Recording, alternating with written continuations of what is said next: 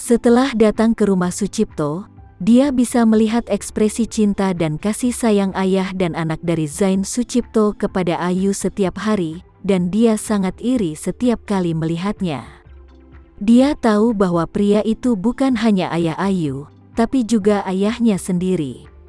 Tapi dia tidak bisa memanggilnya ayah di depannya, dan dia bahkan tidak bisa bertingkah seperti bayi di depannya.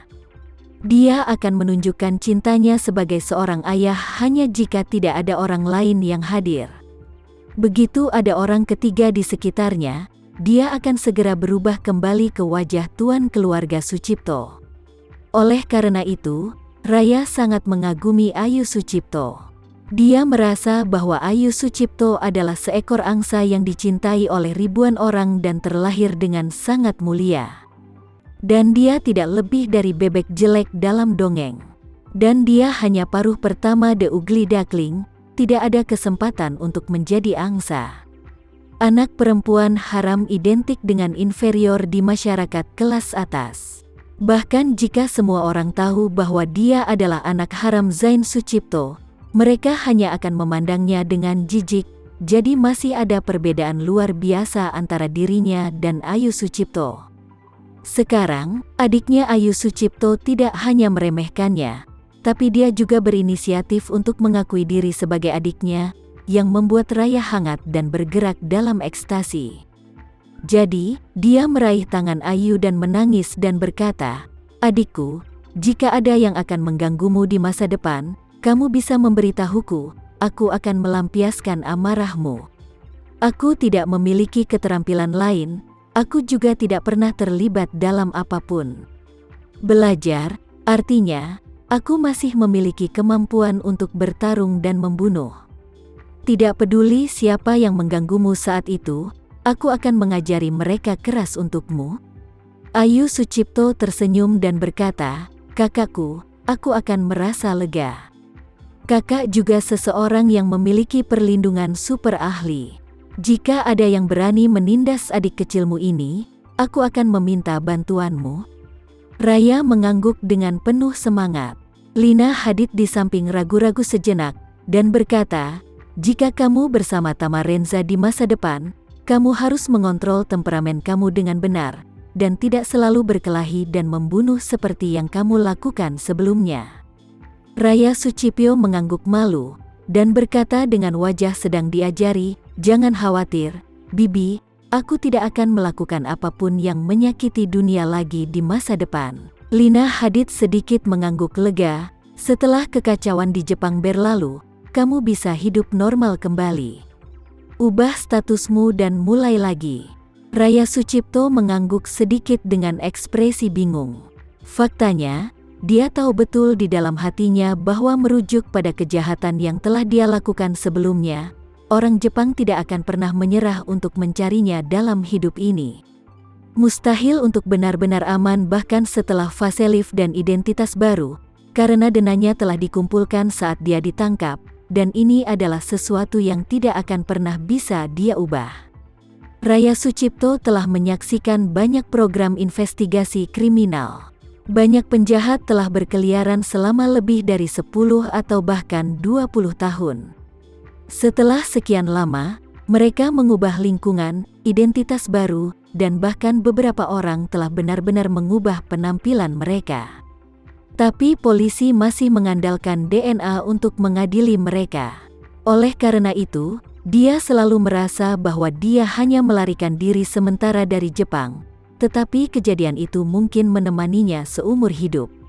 Tama Renza berkata saat ini, "Bibi dan Nona Sucipto, kalian berdua harus tinggal di kamar untuk istirahat. Aku akan mengatur agar seseorang membawamu pergi di malam hari." Lina Hadid berkata, "Terima kasih, Tama Renza." Tama Renza tersenyum sedikit, "Semua harus dilakukan." Ayu Sucipto mengumpulkan keberanian dan berkata, "Dermawan." Tama Renza menatapnya dan menunggunya mengikuti. Ayu Sucipto buru-buru berkata, "Kebajikan, dapatkah aku mendapatkan informasi kontakmu?"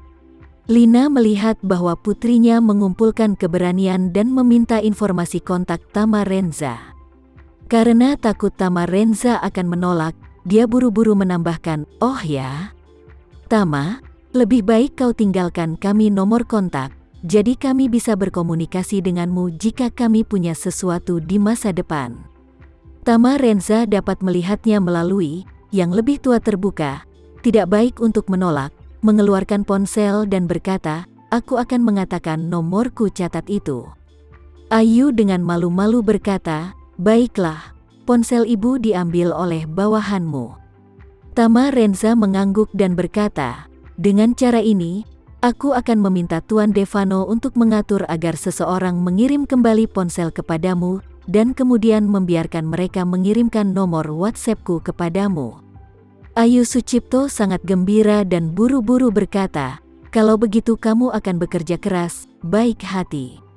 Lina Hadid teringat sesuatu saat ini, dan kemudian berkata, "Ngomong-ngomong, Tama, di pelelangan sebelumnya, seseorang tidak pernah berhenti menaikkan harga untuk membeli set kecil yang ayahmu tinggal. Kamu ada di sana kan?" Tama Renza tersenyum dan berkata, "Ya, itu aku." Lina Hadid bertanya dengan rasa ingin tahu, "Mengapa kamu membiarkan aku membelinya pada akhirnya?" Tama Renza mengangkat bahu dan berkata, "Kupikir kau lebih membutuhkan rumah itu daripada aku." Lina Hadid tersenyum penuh emosi dan berkata, "Terima kasih telah menunjukkan cinta.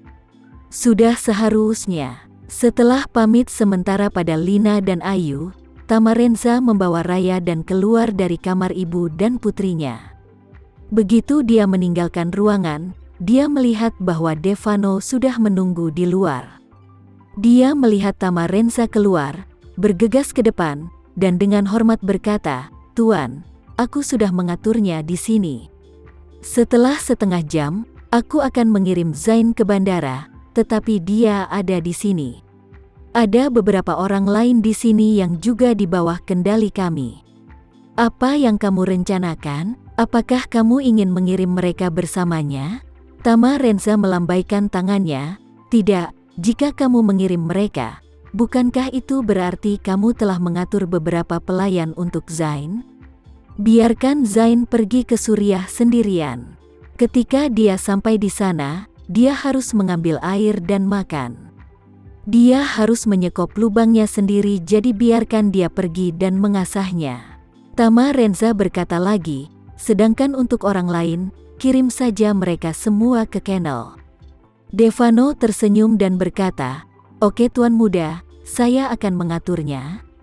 Tama Renza berkata lagi, "Ngomong-ngomong, aku akan mengirimkanmu akun nanti dan meminta Zain untuk mengirimkan 100 juta dolar Amerika yang dijanjikan, dan kemudian mengirimnya pergi saat uangnya tiba." "Baik." Tama Renza kemudian mengirimkan nomor rekening bank Swiss yang dikirim Hamid ke Devano. Setelah Devano mendapatkannya, dia pergi ke Zain segera setelah dia mendapatkannya. Zain tidak berani menunda, jadi dia segera menelepon petugas keuangan luar negeri grup. Dia meminta pihak lain untuk segera menyetorkan 100 juta dolar Amerika ke rekening ini. Meski Zain bukan pemilik keluarga, dia tetap memiliki wewenang untuk mentransfer 100 juta dolar Amerika. Oleh karena itu, petugas keuangan segera melapor ke Hamid setelah memverifikasi identitasnya. Sebuah akun mentransfer 100 juta dolar Amerika. 10 menit kemudian, Tama Renza menerima telepon dari Hamid. Di telepon, suara terkejut Hamid sedikit tidak jelas, dan dia berseru, "Saudaraku, aku baru saja menerima telepon. Benarkah kamu yang baru uang 100 juta dolar Amerika?" Tama Renza tersenyum dan berkata dengan tenang, "Yah, aku yang mengaturnya." Hamid berseru, "Sobat, untuk apa kau mengirimiku begitu banyak uang?" Tama Renza tersenyum dan berkata, "Ini hanya sedikit perawatan, dan aku telah mengatakan bahwa aku harus mendukung karir saudara laki-laki itu di masa depan." Sekian dulu ya video kali ini. Kita lanjutkan lagi videonya di lain waktu. Oh iya, bagaimana menurut kalian? Semoga bisa sedikit menghibur kalian semua. Untuk teman-teman yang baru nonton, jangan lupa subscribe ya, hehehe. Dan kalau teman-teman ada yang ingin gabung langganan bisa langsung gabung saja untuk dapat fitur yang menarik dan sedikit membantu Mimin. Terima kasih banyak sudah menonton, sampai jumpa lagi, bye.